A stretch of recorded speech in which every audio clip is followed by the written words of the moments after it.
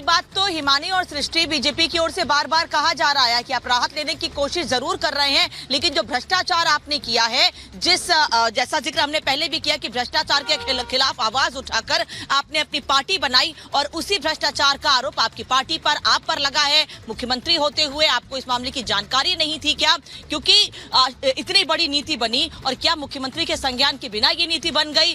क्या मंत्रियों से बातचीत के बिना ये नीति बन गई? इसीलिए सीधे सीधे आरोप अरविंद केजरीवाल और उनकी सरकार के कई मंत्रियों पर। यही वजह है कि अभी संजय सिंह और मनीष सिसोदिया जेल में हैं और अरविंद केजरीवाल को भी कल रात गिरफ्तार कर लिया गया है। और अब ईडी भी थोड़ी देर में पेशी के लिए अरविंद केजरीवाल को लेकर आएगी। कई नाम सामने आए इस मामले में, सरकारी गवाह भी बने, सरकारी गवाहों ने भी इस मामले में कई बातें उनसे निकलकर सामने आई। उन्होंने नाम लिया, बार बार ये कहा जा रहा है ईडी की सूत्रों से कि उन्होंने नाम लिया है इन सभी लोगों का। उसके बाद अरविंद केजरीवाल और दूसरे नेताओं की गिरफ्तारी हुई है। वहीं दूसरी ओर आम आदमी पार्टी के कार्यकर्ता नेता अरविंद केजरीवाल से लेकर मनीष सिसोदिया को लगातार क्लीन चिट देते आ रहे हैं। जब भी इसकी पहले गिरफ्तारी हुई है, शहीद दिखाने की कोशिश की गई और अब जिस तरह से आम आदमी पार्टी के कार्यकर्ता सड़कों पर उतरे हुए हैं और कह रहे हैं कि जब तक अरविंद केजरीवाल को नहीं छोड़ेंगे तब तक हमको भी। कार्यकर्ता एक तरफ सड़कों पर उतरे हुए हैं अनामिका, और ऐसे में दूसरी तरफ भारतीय जनता पार्टी है जो लगातार ये कह रही है जैसी करनी वैसी भरनी। दूसरी तरफ यहाँ पर बीजेपी के प्रवक्ता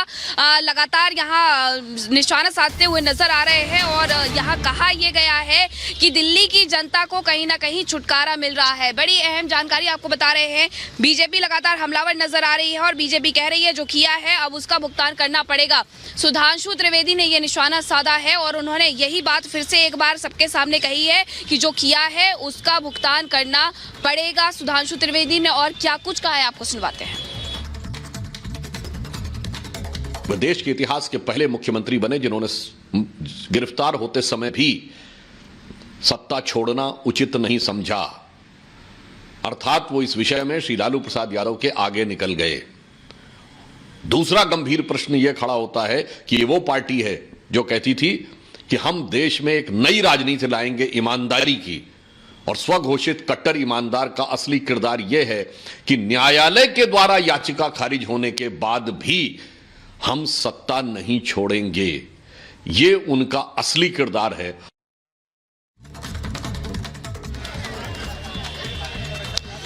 तो बिल्कुल हम इस वक्त आईटीओ पर मौजूद हैं। लगातार इंतजार सभी का है कि जब अरविंद केजरीवाल को पीएमएलए कोर्ट में पेश किया जाएगा तब कोर्ट की तरफ से क्या कुछ कहा जाएगा। दूसरी तरफ सुप्रीम कोर्ट पर भी सबकी नजरें हैं क्योंकि ईडी की तरफ से कैविएट दाखिल की गई है, यानी कि ईडी के पक्ष को भी सुप्रीम कोर्ट में सुना जाए। तस्वीर एक बार हम अपने दर्शकों को दिखाना चाहेंगे। दरअसल आप अभी भी देख सकते हैं यहाँ पर आम आदमी पार्टी के जो कार्यकर्ता हैं वो पहुंचे हुए हैं, प्रदर्शन कर रहे हैं। उन सभी कार्यकर्ताओं को डिटेन जो है वो किया जा रहा है। मैं अपने मुझे पंकज से कहूंगा एक बार आगे आए और इस वक्त आईटीओ के हालात और यहाँ की तस्वीरें कैसी हैं, क्योंकि वो प्रदर्शन जिसकी तस्वीर हम पिछले तकरीबन 1 घंटे से अपने दर्शकों तक पहुंचा रहे हैं, वो प्रदर्शन कहीं ना कहीं से अब थमता हुआ नजर आ रहा है क्योंकि आतिशी को यहाँ से हिरासत में लिया गया है। साथ ही सौरभ भारद्वाज को भी यहाँ पर पुलिस प्रशासन हिरासत में लेकर यहाँ से लेकर जा चुका है। तमाम कार्यकर्ता ऐसे थे जिनको हिरासत में लिया जा चुका है और अब आप देखेगा यहाँ पर रैपिड एक्शन फोर्स के जवान आपको नजर आएंगे। बैरिकेड्स जो रास्ता सीधा बीजेपी और आम आदमी पार्टी कार्यालय की तरफ जाता है वहां पर बैरिकेड्स लगी हुई है और साथ ही दिल्ली पुलिस के जवानों की मुस्तैदी इस वक्त आपको यहां पर नजर आ रही है।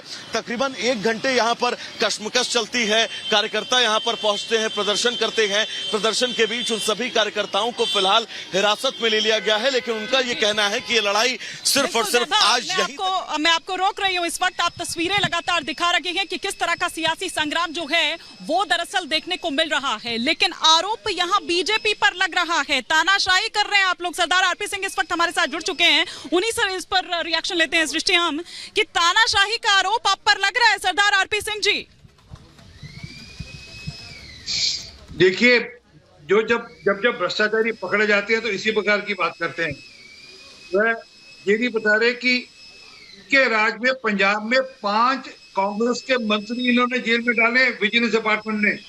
उसमें इनके पुराने उप मुख्यमंत्री ओपी सोनी भी थे। तो तब तो सब ठीक है, क्योंकि अगर वहां ये करे तो भ्रष्टाचार के खिलाफ, हम करें तो ये तानाशाही। तो क्या कि ये सूटेबिलिटी वाला मामला है। सच ये है कि जितने भ्रष्टाचारी हैं वह इकट्ठे हो रहे हैं। हिंदी में कहावत है, चोर चोर मचेरे भाई। यहाँ पे भ्रष्टाचार वाले सारे इकट्ठे हो रहे हैं। पर जिन्होंने भ्रष्टाचार किया उनके खिलाफ कार्रवाई तो होगी, ये मोदी जी का ऐलान है और इससे कोई बचाव हो नहीं सकता इनका। नहीं, लेकिन सरदार आरपी सिंह जी वो ये भी तो कह रहे हैं कि चुनाव से ठीक पहले ही आपको याद आ रही है और दरअसल आप डरे हुए हैं, इसीलिए चुनाव से ठीक पहले ये एक्शन दिखाई दे रहा है।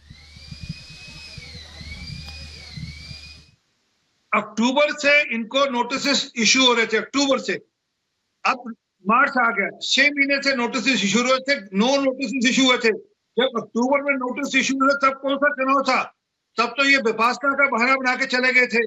फिर दिवाली पर नोटिस इशू हुआ, फिर ये दिवाली का बहाना बना के चले गए, फिर असेंबली के चुनाव का बहाना बनाकर भाग गए, फिर उसके बाद फिर कोई ना कोई तकनीकी कारण से बहाना बनाने लगे। आखिरी बहाना इन्होंने बनाया ये कहकर कि नहीं मुझे अरेस्ट मत करो तो मैं पेश हो जाऊंगा। अच्छा, ईडी मेरे पास खुद क्यों नहीं आ जाती बातचीत करने के लिए? ये भी कहा इन्होंने, वीडियो कॉन्फ्रेंस क्यों नहीं कर रही थी? अब ईडी इनके पास पहुंच गई, इनसे प्रश्न पूछे, इन्होंने उत्तर ठीक नहीं दिए, इसलिए ईडी ने कस्टोडियल अरेस्ट दे लिया। अब उनको लोगों के सामने खड़ा करेगी, पेश करेगी।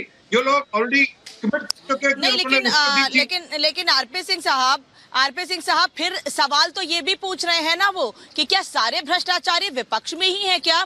जब बीजेपी ज्वाइन कर लेते हैं या बीजेपी में आ जाते हैं तो उन पर कोई एक्शन नहीं लिया जाता है, लेकिन विपक्ष में होते हैं, सरकार से सवाल पूछते हैं तो उनके घर ईडी सीबीआई भेज दी जाती है।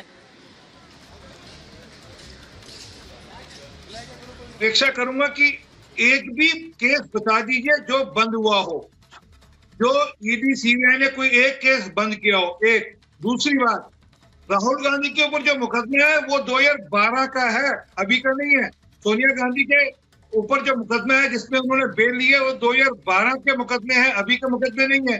तो अब अगर 2012 में मुकदमे दर्ज हुए वो हमारे पर क्यों आरोप लगाते हैं? दूसरी बात, हेमंत सोरेन के ऊपर जो मुकदमे है वो क्षेत्रीय पुरुष ने जमीन कब्जे का मुकदमा दर्ज किया था कि किसी ने जमीन कब्जा करी है और उस पर हेमंत सोरेन उसके पीछे निकला है।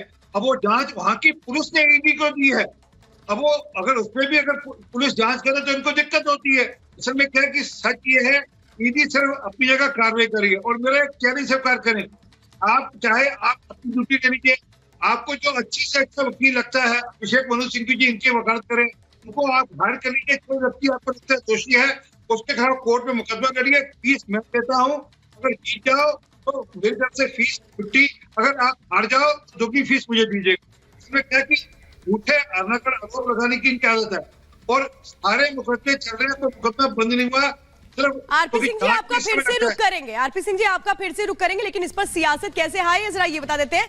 संबित पात्रा ये कह रहे हैं कि अगर सब कुछ ठीक था तो फिर एक्साइज पॉलिसी को रद्द क्यों किया गया, जिस पर आतिशी कह रही है कि आज पूरा गठबंधन एक साथ खड़ा हुआ है, यानी अरविंद केजरीवाल के लिए पूरा गठबंधन किस तरह से खड़ा हुआ है एक साथ। गौरव भाटिया क्या कह रहे हैं, शराब घोटाले के मुखिया है केजरीवाल, जिस पर सौरभ भारद्वाज का जो रिएक्शन है वो ये है कि ईडी की मंशा पहले से ही गिरफ्तारी की थी, यानी ईडी पर सवाल किए जा रहे हैं। वीरेंद्र सचदेव जो अध्यक्ष हैं दिल्ली बीजेपी के, वो क्या कह रहे हैं, केजरीवाल ने जनता को धोखा दिया। जबकि गोपाल राय जो मंत्री है दिल्ली सरकार में, वो कह रहे हैं कि केजरीवाल की गिरफ्तारी लोकतंत्र की हत्या है। तो जो सियासत हो रही है वो आपको बता रहे हैं। शहजाद पूनावाला कह रहे हैं केजरीवाल को अब सारे जवाब देने होंगे।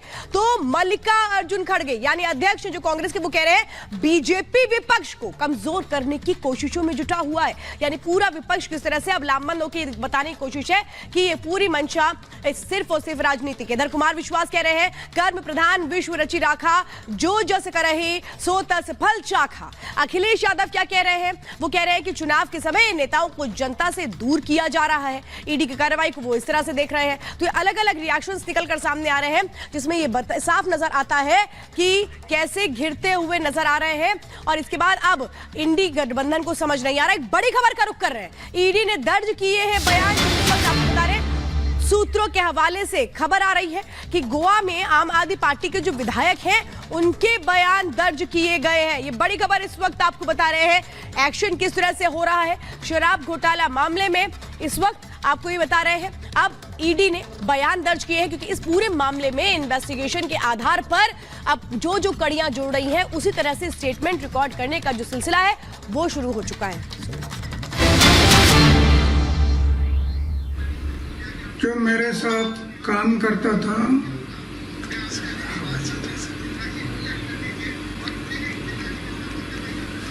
और शराब के बारे में हम लोग आवाज उठाया था, आज वो शराब नीति बना रहा है, जिसका मुझे दुख हुआ। लेकिन करेगा क्या, सत्ता के सामने कुछ नहीं कर सकता। आखिर उसको जो अरेस्ट किया गया, अटक हुआ,